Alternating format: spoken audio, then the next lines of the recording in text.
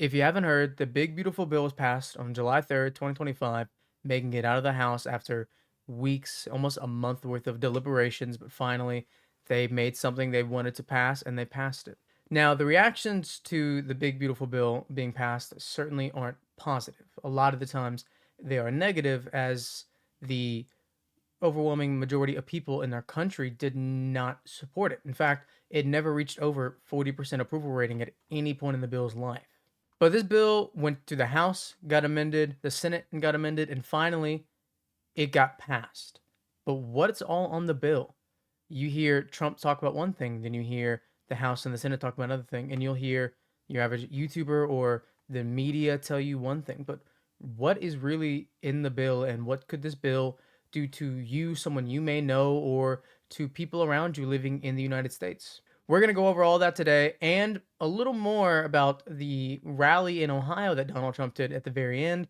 But stick around if you want to hear that. If you're new to the channel, I'm Jake or Jakescape, and consider subscribing if you want to see more of these videos. So let's get into it.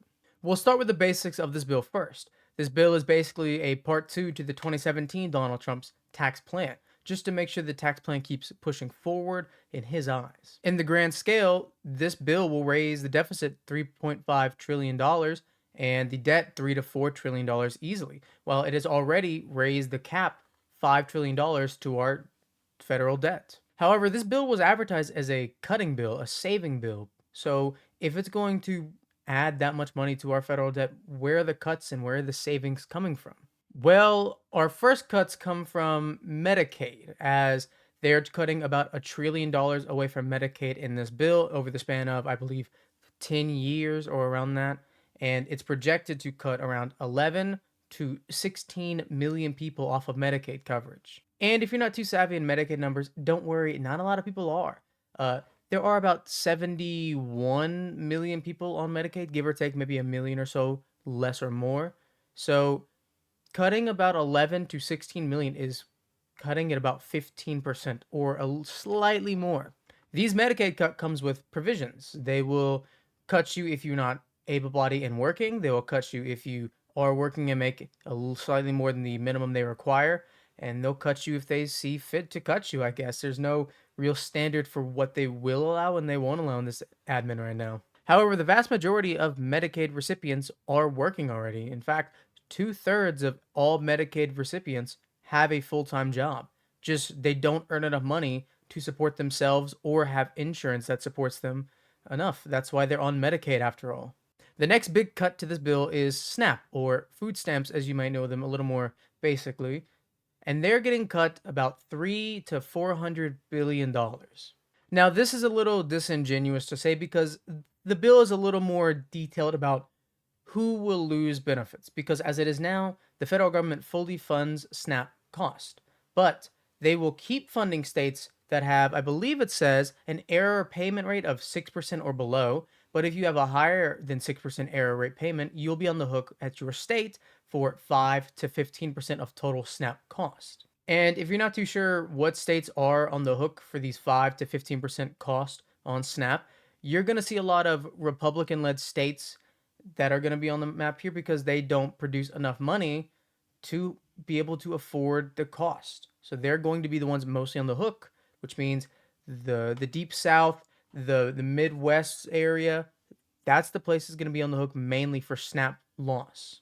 And another thing this absolute cruel Congress did is they raised the age to be getting SNAP while working. They raised it from 18 to 54 being able-bodied and working to get SNAP to now 18 to 64. You have to work till 64 and not just 54 to get SNAP benefits if you are able-bodied and work. Another area they are cutting big on is energy costs. In fact, they're getting rid of all the tax credits for solar and wind energy. And instead, they're piling those all together and giving them to coal. On top of giving coal miners a tax credit for getting coal, they're also ending the Greenhouse Gas Reduction Act, meaning we're going to experience a lot more hotter summers than we already fucking are. Listen, if you think it's like really hot right now, just give it 2 years and you will be sweating inside your air conditioned house. I swear to God, you will actually start sweating laying in bed. Now, there are other minor provisions to this bill about giving spending to, like salt credits and car credits under a certain amount. But the ones we really want to hear about are no tax on tips, no tax on overtime, and no tax on Social Security, right? Well, technically, those are happening, but there's a caveat to it. Now, no tax on tips and no tax on overtime have a cap. They have a $25,000 cap that ends once you reach that threshold, and then you have to pay all the taxes on it. But that's not really the only thing, because the no tax on overtime and tips are very disingenuous, as you don't pay federal taxes, but you'll still pay state, local, and income taxes for them. And the no tax on Social Security, I don't think anyone fucking knows where that went. I don't think I saw that at all in the bill. So we're going to assume that they just lied, because that's what they do a lot. They lie to us.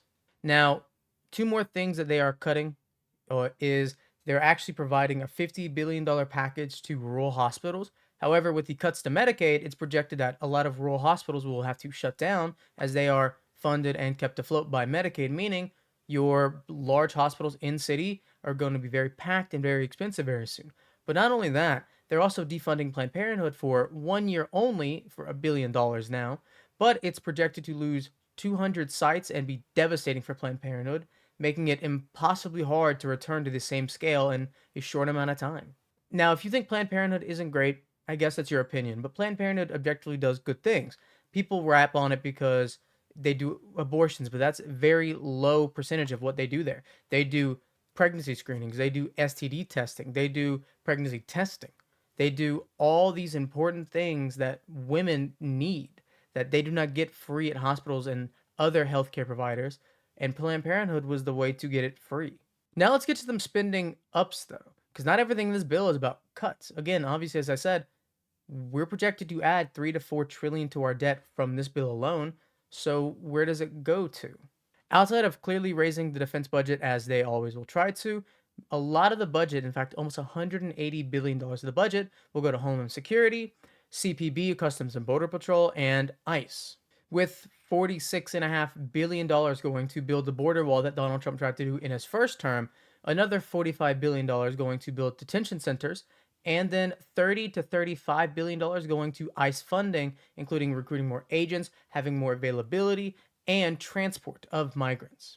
There's also a really small clause in this bill that is feels a little scummy to me, and obviously there's a lot of scummy feelings with the Republicans and frankly our entire government right now. But the House originally put a amendment to this bill that said there has to be $1,000 fee for those seeking asylum, and the Senate, when they got it, they amended it down to just $100. But that's still kind of crazy, because asylum process is should be free in the country, and it is free in the country as of now. It's just a way to block immigrants who really need the help and to have the asylum process to come to the country, because again, these people are fucking evil. They don't care about you. Listen, they passed the "we're gonna fucking kill you" bill, and they meant it. The $180 billion budget to Homeland Security and the ICE factor there is the third largest defense budget in the world. That's right, behind the US budget and China's budget. $180 billion to ICE and Homeland Security would effectively make them larger than the FBI, the DEA, the DHS, all the other enforcement agencies combined. And that $180 budget that they have would be $30 billion more than Russia's entire defense budget. Like, I don't think you understand. That's such a genuine, ridiculous amount of money that if you put that anywhere else, developing science, building hospitals, rebuilding infrastructure, we would be a much better and happier country. But no, your objective is to be genocidal freaks and build these detainment centers like Alligator Alcatraz, which already flooded, by the way. Look it up. It's really stupid and funny at the same time. But these freaks just want to do mass atrocities because they can now. Now moving on to the second half of the day, where he went to Iowa to do a fucking rally after his bill passed. That's right, he had to do a fucking rally in Iowa after it passed. But what was the rally about? Well, obviously to suck his own dick that, oh, my big, beautiful bill finally got passed. And here's what's gonna do. You're all gonna fucking die. And you're gonna like it too. Start clapping. And guess what? They all started clapping as soon as he said that. Now, I know he didn't actually say that. Instead, he said some other really interesting things, one including an anti-Semitic slur. Actually, the Israel's biggest defender and Trump said an anti-Semitic slur. I'm not shocked, but surprised. Well, let me tell you, it's so crazy to say that even Donald Trump in 2025 can still surprise me somehow. I haven't seen everything that that freaking loser can do. Now, he said the slur when he was talking about no estate tax on farms in Iowa, which, by the way, he said there were 2 billion farms in Iowa alone, like family farms. So they didn't want to do estate tax for 2 billion family farms. Let me tell you what, man. If there were a grand total of like 2 billion farms in one country, or one continent even, I would give you anything you would ask for, okay? Clearly he's not all up there anymore. He's not all up here anymore, right? Now, of course, getting rid of the estate tax would be not smart because we're already losing a bunch of tax revenue and getting tax out the fucking ass, right?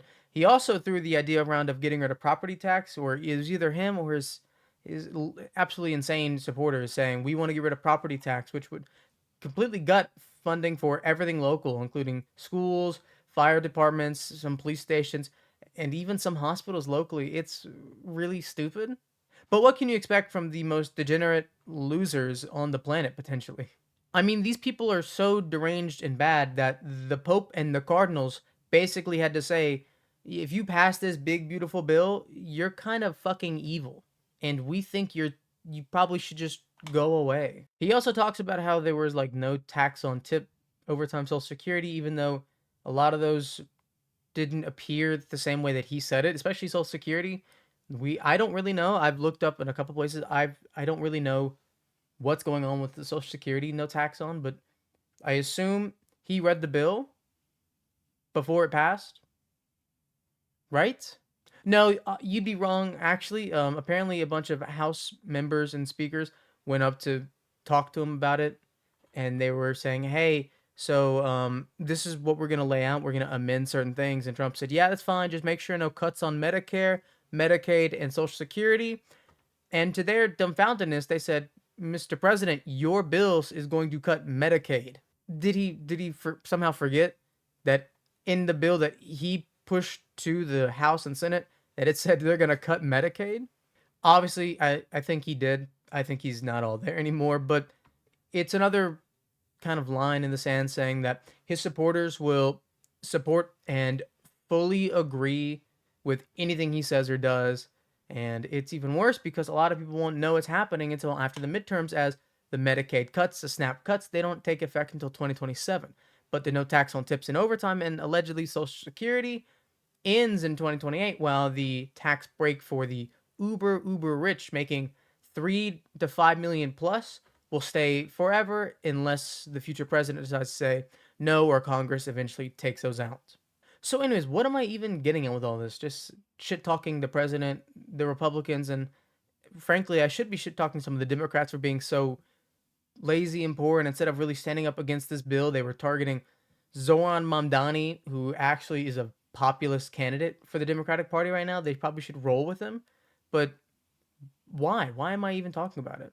It's mainly because I have a vested interest in not wanting to see hundreds of thousands of people fucking die every year until 2032 until this shit fucking ends, right? But also because part of the bill is actually ending certain Pell Grants, certain other grants and scholarship opportunities, and that fucking scares me because I'm in college. I mean, when I take the grand like scheme of things, Medicaid being cut, SNAP being cut, and just we're gonna fucking kill you bill getting passed. Being upset that college won't be essentially paid for by scholarships, maybe, is certainly shallow of me. But at some point, it does come to the realization, deep realization that this bill somehow in some way will affect you.